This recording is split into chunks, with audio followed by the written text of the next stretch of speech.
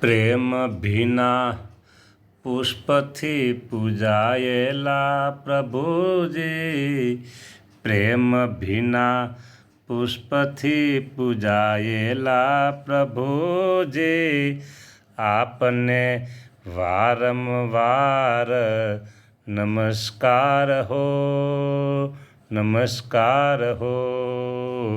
પ્રેમથી ભીંજાયેલા પુષ્પથી પૂજાયેલા પ્રભુ, ચરણ કમળની સેવા દેજો.